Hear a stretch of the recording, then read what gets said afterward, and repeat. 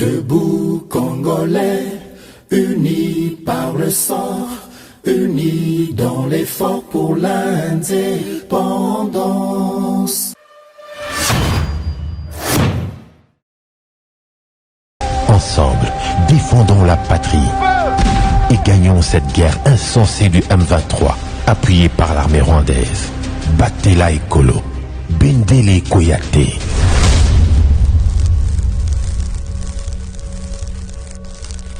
Boza, le bienvenu à GCAM Télévision, fidèles abonnés, chers téléspectateurs, na pesibino matondo mingi pona boponi GCAM Télévision, bipa inyo sobozwami, à travers Mokili Mobimba, Samba Olonga, à pesibino matondo mingi pona fidélité na bino pe confiance renouvelée na chaîne O GCAM Télévision et surtout pona émission Oyo Debout Congolais salema pona bino so ezambala liboso au lundi émission ya Samba Olonga. Abonnez-vous à cette chaîne pour être membre de Debout Congolais et surtout partager nos informations. Mais dans la rappel natina ya ko rappeler na biso toujours que justice yanzambe motomo côté aishapaka na contrôle nango. Soki solo yo ko échapper na contrôle ya bato mokili yeba ete nzambe ba échapaka na contrôle na yete. Nyonso to salaka sur terre, tu es bakango kezaka comptabiliser. Ce qui moto moko amoni yo te yeba liso nzambe zo mona yo. Même ceux qui to moni yo yo kanti ko zo moni la biso parce ko za ganki. Topé oza tout puissant. Mbongo na yo ikoyi ko somba batu nyonso ikoyi ko bomisa moto nyonso ikoyi ko botola mapango ya batu sans que justice soit rendue yeba yango ke tôt ou tard tu finiras par payer les prix de tes actes. Yango na sala kambela oyo ya mbwete mission ebanda. Pona moto nyonso asala ka makambo mabe, il n'est pas tard pour changer. Zonga sima. Tala penanu liboso okokufa no kaka. Nous sommes tous des passagers sur cette terre, faisons du bien. Actualité na biso ezali penda solo dominé na déclin annoncé ya PPRD na Kindu. Ndenge vidéo oyo bato belé pe botindela kingango et circulaki mingi toza komona ke petit à petit comme les MPR les PPRD ezali kokende vraiment un enterrement définitif ya nakati ya scène politique congolaise. Emmanuel Ramazani Shadari vomi chez lui à Kindu. Baza ko senga ke Nzambe asala Shadari akufa. So olandaki vidéo wana te yango to kobanda nango lokwa sango ya liboso acteur politique bazo kanisa ke ba congolais baza bazoba mais wana ezali test ko lakisa ke na Congo mobimba bozo bezali te ba congolais pe baza na conscience baza pe batu lokwa ba citoyen dans le monde entier. Wana les actualités to kobanda nango ya mibale ça chauffe après annonce ya Paul Kagame que azali lisusu ko sepelate na ba réfugiés congolais na sol na ye. Yango ezwami lokola instrumentalisation pe politisation ya droit ya ba réfugiés. Women right na côté na ye bazali déjà kosenga ete Royaume-Uni a annulé accord na ye ya ba demandeur d'asile où il faut ko transférer na Rwanda parce que ezali pays moko ezali ko représenter menace pour na ba droit de l'homme pe ba droit ya ba réfugiés. Côté Rwanda Yolande Makolo, porte-parole du gouvernement rwandais, yazali kotalisa été les Rwandais azali ko interpréter na lolenge mususu au secours et à président na pour na koloba été les Rwandais n'a pas l'intention d'expulser ou d'interdire les réfugiés. Nous accueillons toujours les personnes fuyant l'insécurité, la persécution et la violence. Mais nous demandons à la communauté internationale de prendre la responsabilité de trouver une solution durable. À l'objet à propos, il y a Paul Kagame qui déplacé dans contexte nango par certains médias. Les Rwandais n'ont aucune intention de chasser les réfugiés. Tout le monde a actualité mais nabosu kisi batoyo bazalaka na habitude ya ko sale la boulevard Lumumba na ville capitale ville ya Kinshasa. Tu vois que boulevard Lumumba est sokwami na opération pas de marché pirate le long des boulevards pas des arrêts improvisés où ezaki initié na gouverneur à ville de Kinshasa Gentini Ngobila na Jekoko Mulumba adjoint na ye tout le monde penda que ville ezali un peu propre soulagé na bateau yo ba mesana côté kananzela tibisika mituka na ba moto ele kaka kasi sort nini ezali réservé na ba millions ya ba congolais bazali ko vivre na débrouillardise bato pe bazali ko mituna qu'est-ce que l'autorité a réservé comme suite par rapport à l'état providence parce que l'état lukaka bonheur ya ba population na ye et puis le lenge makambo ezali ko salema est-ce que planification malonga ezali pour être ba solution to pe ba mesure bazali ko zwa ezala na caractère moko durable wana eza bongo actualité to kosukisa nango basango na biso ya mukolo lelo. Merci mingi na attention particulière au bino boza ko pesa na émission oyo debout congolais partout bozwami à travers mokili mobimba. Je vous suis reconnaissant. Tombola bende les ala toujours FARDC na motema parce qu'un bon citoyen où qu'il soit est une armée azali le rôle soda pona ekolo na ye matondo mingi sango ya liboso ndenge na uteko lobelango awa. Vous l'aurez bien remarqué que vidéo moko devenue virale au boza kolanda sikawa et tamboli à travers tous les réseaux sociaux au tozali pona koyoka son au Shadari azui wana eza balobi ezali pré-campagne lokola acteur nyonso azana besoin akende bayoka ye na fief na ye a mobiliser ba électeurs na ye parce que confusion déjà ezali pour certains batu mususu basi ba confondre appel ya batu ko s'enrôler na campagne électorale et comme ndenge to sito yebeli yango ndeko Emmanuel Ramazani Shadari l'homme de coup sur coup alobité yepe fois kitana kindu pour que ndeko signaler ba oya yepe ba s'enrôler parce que lui Emmanuel Ramazani Shadari a la candidat to éviter député ou bien cette fois-ci Joseph Kabila a repona lisusu kaka ye mais bino moko botala ndenge vidéo eza vidéo amateur ezwami na molili suivez et puis on revient.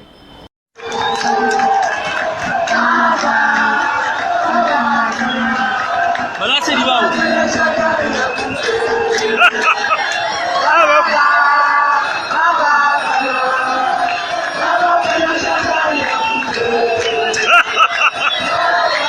Même les militaires de Shadari wanacheza.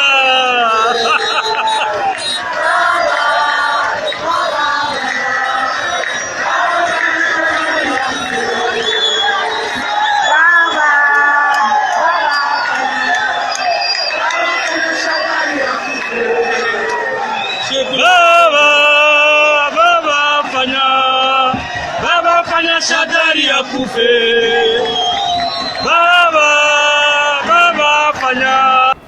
Voilà, comme vous venez si bien de les suivre, ça, Emmanuel Ramazani Shadari n'a pas été du tout le bienvenu chez lui. Yahweh Sala Shadari Akufa na linga les abongo. Baba, papa Sala vraiment Shadari Akufa. Si lui attendait que bayambaye, bapé saye lisusu kiti ba memaye na chipoi. Cela, il a été réellement confondu. Si démontre réellement que la population congolaise dans son ensemble n'est pas si bête qu'on la pense. Bato bazako kanisa que ba congolais oyo bazali ko se comporter en hypocrite. Omoni bango bazako se retrouver na ba réunion oyo bazako kaboela bango ba polo na mbongo bazaka ka bazoba ya libela oyo bako tikala ba éternel bête. Emmanuel Ramazani Shadari, candidat malheureux aux élections, à l'élection présidentielle il y a 2018, Toyebi, comment il se distingue ces derniers temps, n'a pas propos vis-à-vis, il y a un régime en place, il y a Félix Tshisekedi, un régime qu'il qualifie de dictatorial, régime où il y a un bébé sagnon sur les Congolais, où bango ba bongisaki. Mais ba Congolais, oyo ba pesi Shadari, message ya boye, eza ba Congolais ya kwe mususu te, ya Kinshasa te, ya bisika oyaza komibenga originaire ote ya utaka. Fief na ye, kuna ku ndemwa respect ko kozala balobi non. En tout cas, mutu azande qu'on a biso to respecté. Mais ça, c'est d'où il vient. Kuna na kindu nde balobi ki en tout cas, mais c'est Shadari to bombelo lo kwa to za butu bilongi pe zo mona na te. Pona moi, certaines personnes bako boya lobia bako identifier balobi ki ngai. Mais le message était clair. Ce qui bato bakomi ko sengelo liwa, en tout cas, il faut yomoko ça l'examen de conscience ou bako indésirable. Après tout ce que les kabylistes ont fait pendant 18 ans au Congo, on pensait que compensation bango bazui a vivre en paix sans être inquiété, en train de consommer l'argent qu'ils ont exploité au dos. Ils se sont enrichis au dos du peuple congolais pendant 18 ans.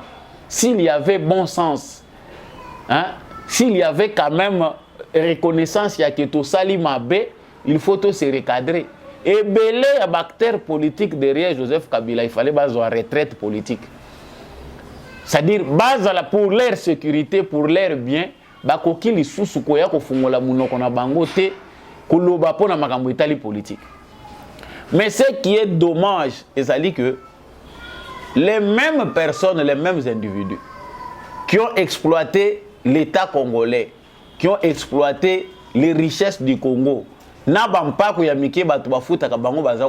pendant 18 ans, ils n'ont eu de comptes à rendre à personne. De l'eau, meilleur opposant. Parce que ce sont eux qui veulent nous montrer qu'il y a des détournements, la vie est chère, Tshisekedi est un incapable. Ils ont eu 18 ans. Ce qui est mandat, c'est 3 mandats. Na 3 ans l'écolo. Ceux qui nous ont laissé, comme héritage. Et ça que la société nyonso ya l'État. État nango tango Félix Tshisekedi aza ko accéder na pouvoir, c'est en lambeau la société wana, ba squelette. Misuni nyonso basi balia batiki kaka ba squelette. Nde état ya ba société ya l'État. Tala banyongo. Batu bakoma na âge à retraite, bakendaka retraite te parce que l'État n'est pas en mesure ya kopesa bango ba frais na bango wana ya départ. Tout système nyonso pourri. À la place des sociétés de l'État, ce sont leurs propres sociétés qui les ont créées. Bah créer ma société na bango, bah zub expatrié, bah libanais, bah indien, bah chinois, bah tient en tête le la bango. Bango anande bah mettre économie à Congo. Bango bah vandi na musika, bah zo tirer bah ficelle, bah yebi ke awa. Ata oye, vous en a bâton magique ou bien baguette magique, ou changer na yo le côté parce que nous avons le contrôle de tout. Oye, na politique, on ne peut plus clair. Le pays a été vendu. Nous voyons que tous vivent na Congo, posa na moi le pango na yo ou bien aux locataires na Congo, tu te dis congolais d'origine. Mais nyon so basi bateka. Bazamba nyon sont importants. Na kati ya ba village na biso, na kati ya ba province na biso et comment ba propriété privée. Les lois et comme bolobi nini kunezali, OK ko tuna boyo concession wana basi basombango. Qui est le propriétaire? Un Libanais. Derrière ce Libanais-là se trouve un politicien congolais. Qui? Du PPRD de Kabila. Mais avec cette audace, M. Manuel Ramazani Shadari ne peut pas bouffer calmement l'argent Mbongo yo bango bazui pendant 18 ans et enrichir bango. Parce que tous allez conclure que Mbongo nyonso ya Congo pendant 18 ans ils allaient qui circuler na kati na maboko ya ba individu. Loko les aki mbongo ya moyibi, ils n'ont pas pu mieux s'en servir. Loko les ana mbongo ya mutu ya motokite, ils ont mbongo ya moyibi, mbongo ya makila ya bato. Ils ont construit en désordre. Il y a des hôtels où même bato bazako lala na kati te. Construits avec les moyens de l'État. Ba mususu bake ko somba ba villa de luxe à l'extérieur du pays. Batindi bana na bango bakende na poto bazana ba villa banda lokola ba star américain. Mais pour ne pas savoir qu'est-ce qu'il faut faire de l'argent.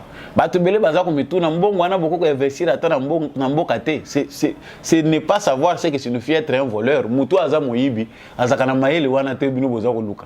Jamais mbongo mutu ayibi et ko servir na malamu. Donc on comprend ici que ceux qui toko benga bango banani bandeko na ngai ya kindu ba comprendre solo que Kagame soki nani Shadari pardon ayende ko se moquer na bango Parce que s'il y a des gens qui bazatan esquisse te bazatan attend au balimbi sabinoté. Si la tâche aujourd'hui est compliquée pour Félix Tshisekedi, les gens comme Shadari, ministre plusieurs fois, secrétaire à PPRD, ça pour quelque chose, qu'est-ce qu'ils ont fait du Congo aujourd'hui pour l'État du Congo et comment difficile pour la difficulté à résoudre certains problèmes. Mais ce sont ces mêmes gens-là qui ont les kilos de venir encore auprès des Congolais comme des porteurs de solutions. C'est-à-dire, dans un pays normal, peut-être na kindu bayembeli kaka kenzambe lokola ba Congolais ba croya ka mingi nzambe sala no Shadari akufa kaka bato ba komo sengelo liwe pa nzambe. Donc à sa place, moi je serais rentré chez moi parce que aux ana mbongo aux ana nyonso tu ne manques plus rien. Mais pourquoi aller insulter encore cette pauvre population-là que vous avez exploitée? Et là, c'est à Kindu où il y a 100% de l'emploi créé par Shadari et le PPRD. Félicitations à la population à Kindu, parce qu'il n'y a que les bassins qui ne comprennent pas que toi modèle où accueillir Bangote, même s'il s'est dit originaire de là-bas. Il n'est plus question d'originaire. Oh, parce que il y a un débat dans Bisso. Ceux qui ont essayé à village Bukani, ils ont réparé en ceux qui ont Nzambe à village bateau le longwe, ils ont réparé sa bisombo pour réparer. Si cette mentalité-là ne cesse pas, vous aurez encore des députés de cette catégorie au monde dans l'hémicycle et dans le Parlement. On a choisi ce sujet par rapport au civisme électoral. Seuls les Congolais peuvent décider de ce qu'ils veulent. Ce qui est un miracle, les blocages pendant les mandats de 5 ans de Félix Tshisekedi est un blocage basé d'abord premièrement sur la qualité des hommes et les mentalités des gens. La qualité des hommes qu'on a, forgés par Kabila pendant 18 ans, qui sont nés dans l'escroquerie et du vol laissé par Mobutu, ne peut pas favoriser le développement. Dans un état criminel, on les assassine tous pour éliminer Bango. Botikali na kimia. Na ba dictature sanguinaire auto connaître auto yebi de l'autre fois. Na ba révolte, na ba révolution il y a ba siècle passé. C'est-à-dire ceux qui population a l'obia se venger awa. Tout ko yoka teke na ville telle, ton na voyage tel, na village tel. Il y a une maison, il y a Motokingandi. Oyo apiagi mboka o bato bako tolérer. C'est-à-dire la paix que nous avons, c'est une paix aujourd'hui qui nous permet que bato oyo ba piagi biso lobi. Bato oyo ba vandaliser ki économie ya Congo, bato oyo ba tekeli Congo ba paya. Ba vivre les sous en sécurité parmi nous. Et puis ba bima les sous liboso na biso ba ya koloba. Je pense que cette suite réservée à Shadari, c'est la même suite qui sera réservée aux candidats PPRD, aux candidats kabylistes qui pensent que les Congolais sont amnésiques.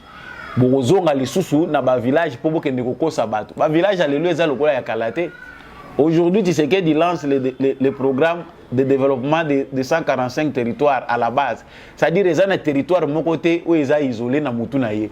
Na kanisi na bureau ne bakoche la ye cartographie ya ba territoire wana nyonso et ce qui s'est fait, combien de travaux sont lancés là-bas et c'est à quel niveau. C'est une façon de mieux faire les suivis. Ce que bino bo diriger pendant 18 ans, ba mususu ata carte à Congo ayebi yangote. Bo ce qui to ko benga ngonini bo dépiécer, bo émietter ba province en 26 provinces sans connaître les territoires. Beaucoup si batois on a action à propagande. Tous les grands projets lancés à l'époque à Joseph Kabila, c'était la poudre à nos yeux. C'était une façon de justifier les détournements. La conséquence c'est que même les travaux et salement,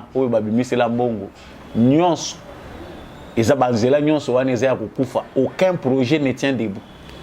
Continuité à l'État au besoin de projet au bino lancer, mais faut total l'État banzela où ils ont construit. Moi muké où bolobi bo construire Rwanda. État banzela, ils ont banzela mon côté tongami l'époque à Joseph Kabila et qu'on tenir 10 ans. Allez tout ça, toi tu viens, tu dis non, na quel soit pas bazo bananga ba kopé sanga mandat mususu. Congolais la muka. La propagande sera grande dans les réseaux sociaux. On utilisera des médias.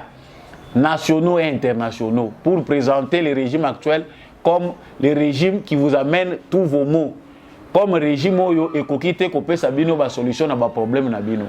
Si il y a encore des Congolais, vous m'excuserez les termes cancre qu'on peut facilement manipuler pour na koya kozwa lisusu batu oyo bateki mboka komema bango lokwa ba candidat na ba région na bino na ba secteur na bino na ba village na bino na ba territoire na bino. Ah, c'est à vous même de choisir entre la voie du développement et les freins au développement à travers les choix basés sur des candidats qui ne méritent plus. Nous avons dit, M. Manuel Shadari a eu sa part. Tu éviter par Yabamususu ezali nini na ba région boko sazardi. Bilongi wana yakala. Votez-nous quand nous viendrons avec nos peu de moyens. Pour biso tokoya na mungwate. Ba polo pe egoyate. Les futurs candidats n'ont pas le temps d'être des papas sociaux. Si vous voulez de meilleurs députés, vous voulez de bons députés, on va répondre à Nabino. Choisissez même quelqu'un qui marche à pied dans votre quartier. Mais oh, boye bi malam qui peut aider aujourd'hui Mutuna Ezana nous vide tozolo ba aza vierge politiquement à koki quand même pour s'intégrer dans la vision au développement que Mutumo ko aza bouché. Azo ça la calcul par rapport à l'émolument ya ministre. Azo ça la calcul par rapport à mbongo baza ko pesa ba député azo mona déjà mapango na kisasa ko somba. Yeba yango eza pasi na bino boko bakisa likolo. Le civisme électoral c'est aussi ça. Aller fouiner dans le passé de tous les candidats. À ça il y a député combien de fois? Tout le liboso il y a qui n'a pas promesse ni. Akabola Kimbongo bien sûr, a Tongi centre de santé. Mais est-ce qu'il mérite d'être député parce qu'à Tongi centre de santé pour Tongi pont? Na moment où il y a député nyonso baza gentil. Ba si ba bandi campagne en avance. Ba pont, ba tu ba komi ko laksande ba linga ba aider l'état, ba papa social da ba zongi déjà. Ba pont e bandi ko tongama, mususu alinga meka ko tonga pont mais to mona ki makambo elekaki.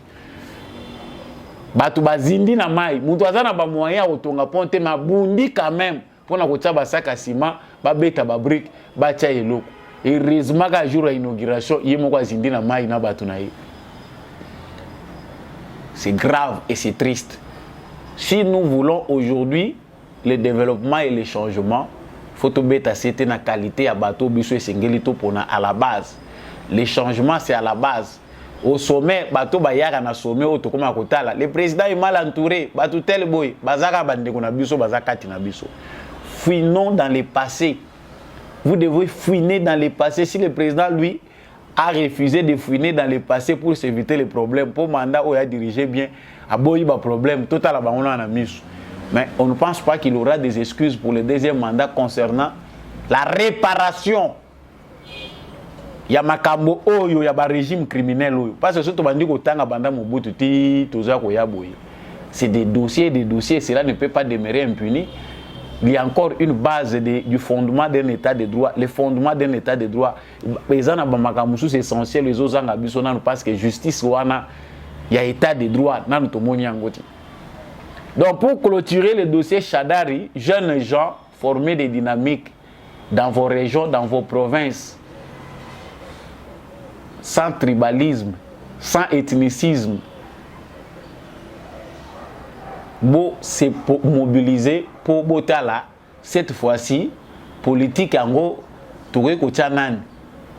Ce qui de côté tout monique a solo na ba capacité que toujours tchaye maboko. C'est comme ça qu'on fait la politique. Batu ba monio qui aux ali mutumoko déjà à la base. Aux associables, aux aimables, aux ali na probité morale.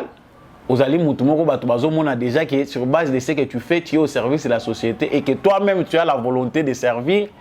Ne Batupé que tu bango moko bako tindi ko balobi papa kende to voter yo.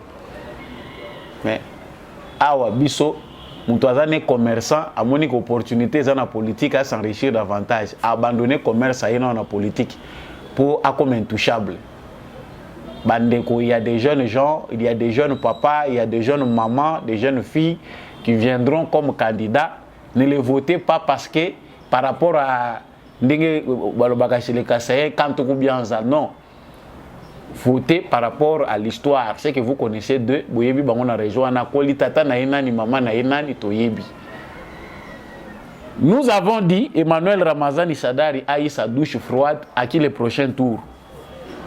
Makambo ya réfugiés, ils ont continué comme ça la rage. Paul Kagame a commis l'erreur de dire tout haut parce que balobaka ndenge bazo continuer koloba biloba loba tango eza kolega mingi ba erreur pe eza kolega mingi. Trop parler peut tuer. Paul Kagame, en voulant beaucoup se justifier, en voulant beaucoup se décharger pour les problèmes congolais, a fini par s'exposer et s'attirer encore plus d'ennuis. Cette question des réfugiés congolais. Donc, Paul Kagame s'attire d'ennemis chaque jour. Nakati ya liste ya bato yo, bazali ko considérer ko fina Kagame, bato bazali ko bakisa makaka. Maintenant, après avoir dit des choses, Women Rights, violation des droits humains, pourcentage, bango baza spécialiste kaya ko comptabiliser, bakaya ba viol, ya ba violation des droits de l'homme, bango observatoire wana nde musala bango bazwa. So pe ba tuerie ezate bango pe boule ko kufa. Quelque part, tu éviter ceux qui te kolobanine. Mais bango pe ba lobby. Paul Kagame est en train d'instrumentaliser et politiser les droits des réfugiés. Le Royaume-Uni devrait annuler l'accord sur les demandeurs d'asile. C'est-à-dire, c'est que Paul Kagame est en train d'envisager, il y a un lobby, ils allaient répondre à droit international concernant les réfugiés. Tous ceux qui sont réfugiés, ils ont dépendre de n'importe où. Non. Ils gérer la politique en Boka Wanate. Les points où Paul Kagame a touché, ils ont point sensible et qui s'est lié Makambo, lié décharger, se défouler chaque fois qu'il aborde les problèmes congolais en voulant se moquer des Congolais pour dire que les problèmes c'est pas chez nous, c'est ailleurs. Il s'est encore attiré davantage d'ennuis. Mais porte-parole du gouvernement na ye Yolande Makolo. Bino pe batu bomona kabasi na bamboka na bino te. Ceux qui te ponaka basi tozota la politique. Yolande Makolo, selon ce qui se dit, hein, moi je ne certifie pas parce que tozana ba preuve palpable, on dit qu'il a un père kassayen. C'est sa maman qui est rwandaise. On a comme ça des Congolais nombreux qui ont des enfants au Rwanda ou qui ont des enfants des Rwandais. Ça va le dire que les Rwandais sont nos frères, Bamoussou Basiliki. Mais bande qu'on a biso bangwe bazo continuer kokende ko bota na ba Rwandais. Nous avons des enfants rwandais chez nous. Tant tozo lobaka awa tozo continuer ko loba. Est-ce que tokokota na mabala ba tokopekisa ke baso bango bazo kende ko lula kuna babala bango te. Pour ce lobi tokota tira mabala toko risquer to voter loi wa to lobi ke plus de mariage entre Congolais et Rwandais. Mais c'est pratiquement impossible vu les mixages. Brassage au biso to sito kotina ba Rwandais awa na yebité. Vous qui avez 5-6 femmes, les autres sont en Ouganda et au Rwanda. Vous contrôlez Banana Bino pour nous aider nous aussi à instaurer l'ordre dans notre État. Yolande Makolo, du côté de son gouvernement, a été au secours ya Kagame. À l'obité, papa lobaki mabete bino nde mutu boza ko déplacer ba propos na ye. Le Rwanda n'a pas l'intention d'expulser ou d'interdire les réfugiés. Nous accueillons toujours les personnes fuyant l'insécurité, la persécution, et la violence. Donc nous demandons à la communauté internationale de prendre la responsabilité de trouver une solution durable. Il n'y a pas une solution durable là-dessus. Moi, j'ai pris beaucoup que la RDC fasse aussi un grand dossier. Toko Tisango na au commissariat des réfugiés puis les Nations Unies pour la gestion il y a des réfugiés. Certainement, ce problème n'a pas été bien réglé par les Congolais. Nous avons des réfugiés. Ceux qui sont réfugiés de manière officielle, certainement ceux qui sont honnêtes, c'est des millions aussi de réfugiés au Congo qui doivent quitter pour rejoindre leur pays. Congo est en insécurité, Congo est bien, mais réfugiés dans Congo. Pendant qu'il y a des réfugiés congolais ailleurs, nous avons aussi chez nous des gens qui viennent se réfugier chez nous. Nous avons des Centrafricains, nous avons des Zambiens, nous avons des Angolais Nous avons des Rwandais, nous avons des Ougandais. Paradoxal, un pays en proie à l'insécurité, mais qui reçoit aussi un nombre exagéré de réfugiés. Donc cette question, c'est une question qui doit beaucoup inspirer le gouvernement congolais, la stratégie du gouvernement Nabiso. Bato Boza Pembeni, président de la République, cette question doit beaucoup vous intéresser. Nous devons étudier en profondeur. Certainement, il y a des solutions d'État. Bato Oyo et Sengeli, Bazalaba Congolais. Oui, Toyebi qu'il y a des Congolais, certainement, qui sont d'origine rwandophone. Il y a des Congolais rwandophones, des Congolais d'origine rwandaise. Parce que les Tutsis Congolais et les Hutus Congolais. Parce qu'à force de les appeler des Tutsis et des Hutus Congolais, ça deviendra une ethnie ou tribu au Congo. Alors qu'on sait que traditionnellement, authentiquement, il n'y a pas ça au Congo. Il n'y a pas de Tutsis Congolais et de Hutus Congolais. Nous avons des Chinois. Des Congolais d'origine chinoise, des Congolais d'origine américaine, des Congolais d'origine sud-africaine, Bazawa. Hein? La prochaine fois, j'irai au ministère des Affaires étrangères. Tout en termes de statistiques, combien de personnes basent identité congolaise en l'année 2022. Pendant ces 5 dernières années, il faut que le ministère des Affaires étrangères et des Bissopé pour réfléchir dans le langue à Malam. Parce qu'à force de spéculer, vous avez pu vous en abandonner à Malam. Si ce sont des journalistes congolais ou bien des chercheurs congolais, ils font un passe. Si vous avez RFI en France 24, valorisez aussi vos médias avec leurs handicaps. Aidez vos médias à aller de l'avant. Donnez les informations nécessaires qu'il faut à vos médias pour éviter les spéculations. Si vous avez attaqué, vous avez passeport, ces éclaircissements. Ouvrez les portes aux journalistes, donnez-leur des informations fiables, donnez-leur des sources, sur base à la source, il y a Malonga, base à la natan, il y a vérifier la vraie information pour analyser. Mais bien, vous avez spéculé. Vous avez fait France 24. Nous avons dit. Donc, cette question, Ezali Kosenga Nabiso, DGM Nabiso, et envisager la méthode de la gestion de la migration.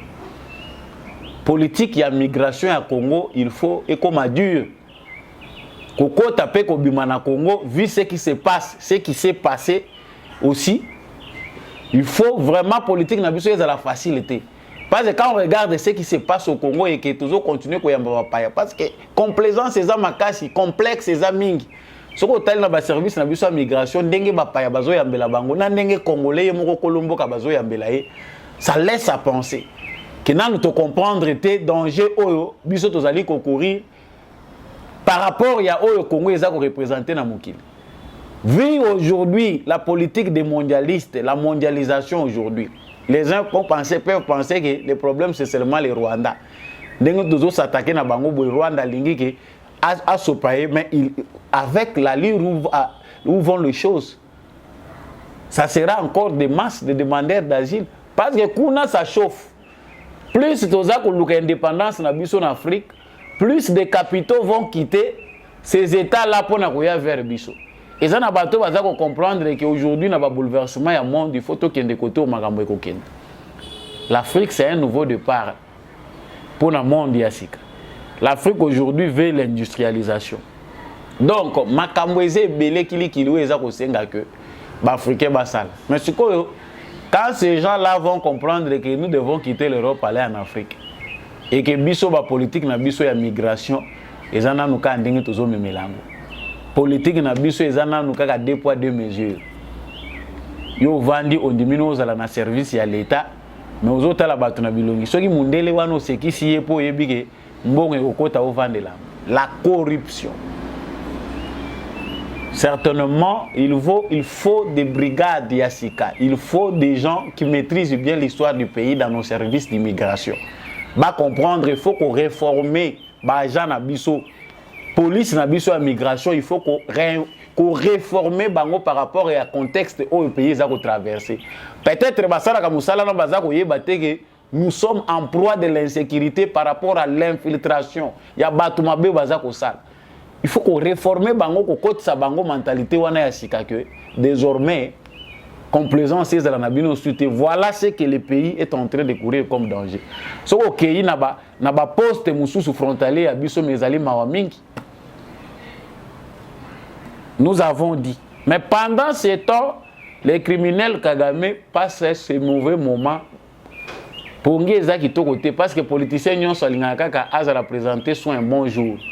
Azo ba photo ezola kisakaza malambu pour ngeza kitoko. Mais nous savons que par rapport à ce qui se passe aujourd'hui, mutu ya Kagame za ko baluka mukili mobimba. À quel sens c'est voué? Torobaki bakotika yo. Nanu batiki yo te. Les Congo jusqu'au dernier jour, à la dernière seconde, où Paul Kagame azali au sommet à Rwanda comme président, les Congolais ne lâcheront pas. Prêts à ouvrir les frontières. Parce que c'est inacceptable qu'un pays à la dimension d'un sous-continent avec une implosion démographique et belé à Bilingue na Congo. Mais pleurer devant un petit pays, le Rwanda, pourquoi? Parce qu'il y a certains de nos frères qui ont accepté cela, bandima na bango, loko la basenzi po, ba se retrouva kana ba mieto bango ba yaki kozwa. Ça fait très mal. Actualité, ya souka naza ko souki sanango awa, j'étais de passage vraiment na Tchangu. C'est de là où je me suis vraiment bien intégré dans la situation pour nakota la musala oyo gouverneur ya ville ya Kinshasa Jean-Tini Ngobila azako sala na vice gouverneur naye Jekoko Mulumba. Certainement tu as que eza na opération moko balansaki pour na commettre na nous faire na ba marché pirate et puis ba réimproviser ou eza cause ya ba embouteillage et belé na désordre dans la ville de Kinshasa. Constate aux salles après 2 jours, où l'opération est lancée, d'abord, côté positif, c'est que il y a quand même de la vie maintenant, on sent quand même qu'il y a autorité de l'État. Pour nous qui fréquentons le boulevard Lumumba de temps en temps, donc au Longouane échangère, ti aux comme un aéroport, boulevard est commis pour l'élé. On sait voir aujourd'hui que ceux qui sont autorités urbaines alignent envisager que moi badalo que bongise sika ou mitu que koki ko stationner, ils peuvent envisager de le faire par rapport à espace libre tout autour. Il y a boulevard où etiki où ba mama ba envahissaki population envahissaki pour na côté. C'est-à-dire espace exact même il y a piéton qu'on les capables que bato bazotek. Cela était un signe. S'il faut que l'anda makambo Jean-Marc Kabund to que ndeko bimisa ya tana prison. To yoka ba propos na yeke Kinshasa n'était pas gouverné. Côté wana pende to kanisi. Mitune zebele. Wana moyena bordango ezate. Boulevard Lumumba est sokwami vraiment. Et sokwami parce que au moins bato baza dégagé mais ba fulu ezanan. Bangomba ya ba fulu soko tamboliti okoma kuna na 2 jours. Soki sérieux ezali en tout cas ba montagne ya ba fulu wana nyon se faut ezala déjà longwaki. Mais ce qu'on constate c'est qu'il y a des endroits qu'on a déjà bien nettoyés, il y a d'autres endroits où ba montagne ya ba fulu evandi nanu. Kuti ba bisika ba wenze ya ba Pascal ezalaki ba wenze ya ba Hindu ba wenze ya les longs là quartiers et autres, vous trouvez encore qu'il y a encore des ordures et tout des vendus. En tout cas bateau bazotambola que ça soit na ba moto que ça soit na ba bus, nous avons recueilli leur témoignage koyoka na mato même si na représenter binoté awa. Certainement je me suis fait espion pour na yoka makambo bato bazoloba bato ba sepeli quand même na ndenge opération est lancée. Mais je vous laisse d'abord suivre cette vidéo et puis on revient. Nous avons lancé un communiqué depuis 4 jours et aujourd'hui c'était donc le deadline. Il fallait débarrasser toutes les emprises le long du boulevard Lumumba sur le tronçon compris entre l'aéroport de Njili jusqu'à la première rue Limité. C'est ce que nous avons fait, vous avez vu donc l'équipe de l'hôtel de ville, il s'agit de moi-même, vice-gouverneur, ou le général Kassongo, elle s'affiche complète. Donc nous sommes tous là, les policiers nous ont assistés, on a fait travailler 1000 policiers, nous avons fait travailler également l'unité spéciale de la protection de l'environnement de la ville de Kinshasa, nous avons débarrassé des emprises publiques de tous les vendeurs et on a aussi évacué donc, les étables qui encombraient cet espace. Donc l'opération s'est faite avec beaucoup de succès. J'aimerais ici remercier la police ainsi que tous les services de la ville qui ont fait un travail de titan, qui ont travaillé d'arrache-pied depuis pratiquement 3 h du matin pour en découdre définitivement avec ces mauvaises pratiques d'étaler la marchandise sur les emprises publiques, sur les caniveaux et sur les trottoirs également. Et nous avons aussi débarrassé donc, des trottoirs, le véhicule qui devenait de plus en plus encombrant, et surtout le gros véhicule, hein, les semi-remorques également. Nous les avons donc remorqués avec les engins de la ville. Nous avons commencé depuis Belle Lurette une opération d'embellissement de cette avenue. Nous avons mis déjà des barrières des villes et nous avons également planté de la pelouse. Nous avons aussi fleuri plusieurs espaces le long de cette avenue. C'est ce que nous allons continuer à faire, surtout que depuis l'arrivée de mon adjoint, donc le vice-gouverneur de la ville de Kinshasa, nous affichons donc une équipe compacte qui fait du bon boulot. Donc nous espérons que dans les jours qui viennent, cet espace sera complètement assaini et complètement également embelli. Voilà, vidéo eza bien ndenge basalaki bango, surtout kisi bango vraiment 4 h du matin. Oui, que na Kinshasa bato balalaka lisusu te. Basi na mibali bavivaka na balabala. C'est-à-dire que vivre na balabala elakisi ke bato musu journée aussi la na 1 h. 3 h, 4 h au moni bato na balabala. Les gens ne dorment plus à Kinshasa. Je ne sais pas si c'est comme ça dans d'autres provinces, mais à Kinshasa, mégapole où ils ont estimé à 15 millions d'habitants, les gens ne dorment presque plus. Oyo bazana ba boîte de nuit na ba bar, wana bango kutishe bana ki balala kana bango pour ngité parce que ambiance za la kandina butu, ils dorment la journée pour se réveiller na pourquoi déjà ba bungisi biloko na bango vie bandi lisusu. Mais pour les autres, koluka oyo comme si bane belé ba chege ba kuluna, c'est parce que et le papa et la maman sont bazako bima. De l'autre côté, dans l'Occident, côté où l'État est stable, le c'est comment un style de vie, le papa travaille, la maman travaille, moi, quelque part, la structure est encadrement. Chez nous, ça n'existe pas. Ce qui est déplorable, les abats Wenze. Wenze, partout, ville et commis, Bosotonions. Batonions sont quand même encourager les opérations malamu. Témoignage recueilli. Et ça, c'est que Batunion se basi babaya qui pour Wenze zalaka partout. Félicitations à vice-gouverneur Jekoko Mulumba. Félicitations à Gentini Ngobila.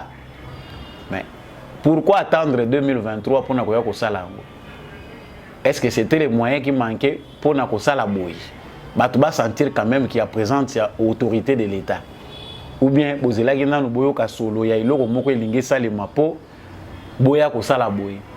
Ngate muna tuni mituna, bato bazo tuna mituna wana bazali na kati ya population.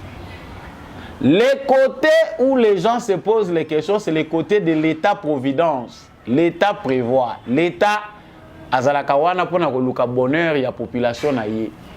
Ya batu na ye. C'est bien. Parce qu'aujourd'hui, des millions de Kinois vivent de la débrouillardise.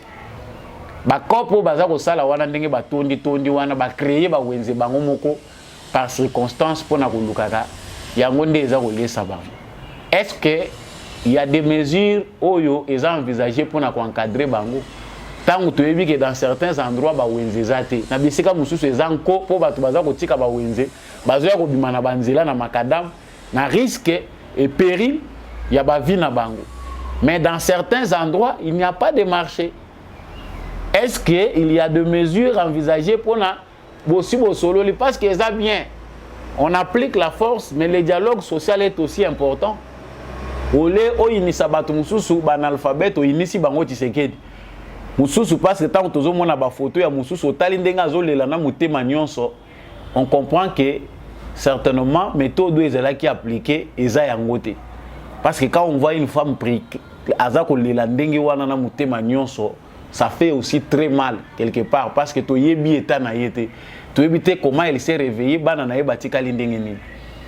Dans un état où on planifie, on prend les mesures certainement force et yaka après communication. Déjà pour ça qui bango communication, il faut envisager discours wana permanent entre ba dirigeant na ba dirigé. Bato bazali koteka na wenza indu non bino basi basaila bino wenze bozonga na sima na wenze awa to mona bino te. OK. Est-ce que bato Pascal bazana wenze ya l'été yebani parce que ba wenze zebele. On trouve même un privé qui a construit un marché azako bénéficier nango to éviter comment l'état réglemente ça là-bas. Mais privé atongi wenze na ye wenza cinquantenaire na Pascal. Et il gagne l'argent sur ça. Mais l'État a zangi moyen de créer ba mapangu pona kotongela batu wana wenze. Comme ça on va leur dire wenze za. Bato nyonso bazana Pascal. Baza koteka na balabala. Ceux qui balobi que wenze za kana Pascal bakosi parce qu'il n'y a pas un marché construit comme ça. Wenze za te, les gens vendent dans la rue sur la rue là dans la rue. Donc il faut planifier pour la solution à la durable. Parce que tant que tout le monde bato bazo coincer la police bazo coincer mais bato batelemi toujours amasser le long des routes bavandi bazo ta la kaka bazo observer. Lobi lusu bakoya wana 2 jours onyo so bazo ya. Et quand on regarde les situations similaires où l'État se fait sentir total to raisonner kanyama. To raisonner ce qui s'est fait à l'époque de Kimbuta. C'est a été encore pire pour babuka ki ba mesa batu batumbi ba mesa batu ba panzi biloko batu balela. Mais en fin de compte, ils ont fini par lâcher parce que pression populaire, n'absence de planification, ils ont fini par céder. Batuba zonga nde bomona bangoti na boulevard. Je koko toyebi à venir na binote na Gentini Ngobila. Na boyi ko fouiner na ba dossier na bino parce que toyebi te makamuni eza koleka dans l'ombre. Mais ce qui est important, c'est ce que nous disons là comme contribution pour na ba vie à batu. Tant qu'il y a tant de désœuvrés, il faut les encadrer pour éviter qu'il y ait encore recrudescence de Kuluna.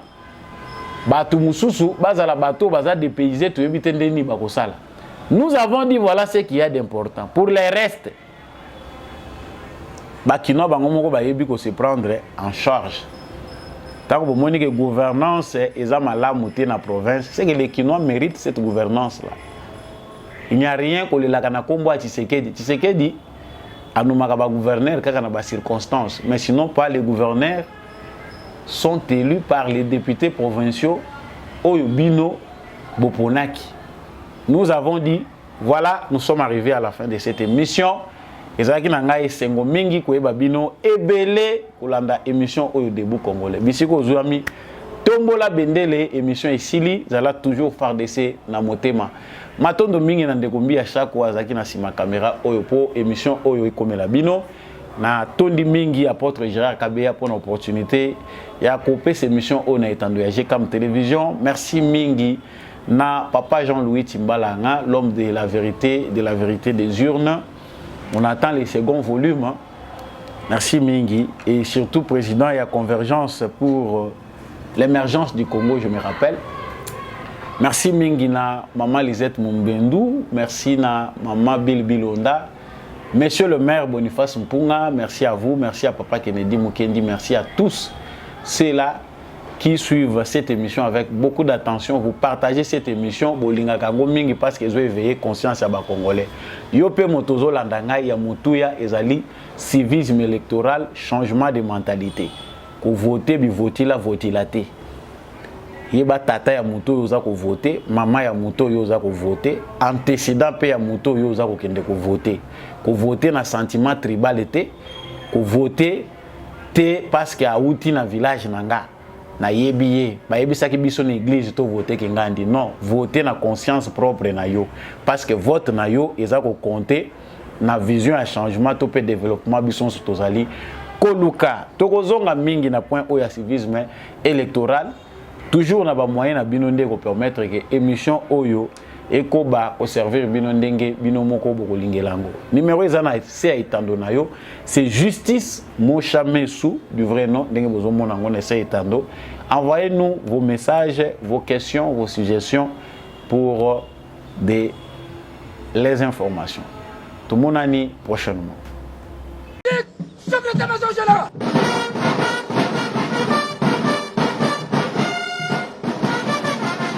À la tête d'une forte délégation, le chef d'état-major général des forces armées de la République démocratique du Congo est arrivé ce mardi 10 janvier 2023 à Goma, chef-lieu de la province du Nord Kivu, pour une mission de commandement et de contrôle. Le lieutenant général Thio Esongesa Christian a été accueilli à sa descente d'avion par le lieutenant général Ndima Kongwa Constant, gouverneur militaire de la province du Nord Kivu, entouré du commandant de la 3e zone de défense et des membres du comité provincial de sécurité. Aussitôt arrivé, le chef d'état-major général a été convié au briefing de la situation générale, présenté par le lieutenant général Mbangu Machita Marcel, commandant de la 3e zone de défense au centre de coordination des opérations de la 34e région militaire. Le chef d'état-major général de FARDC a profité de cette occasion pour donner des orientations et transmettre les encouragements et les instructions du président de la République, Félix-Antoine Tshisekedi Tshilombo, commandant suprême des FARDC aux militaires engagés au front. Au gouvernorat de la province, un état de lieu de la situation sécuritaire et des opérations en cours dans les secteurs opérationnels Sukola un Grand Nord et Sukola des Nord Kivu lui a été brossé par le lieutenant général Ndima, gouverneur militaire de la province du Nord Kivu. Pour le chef d'état-major général des forces armées, sa visite s'inscrit dans le cadre du contrôle des unités engagées dans les opérations. Nous pas des unités, donc je dois contrôler les unités. Nous sommes pendant les opérations, je suis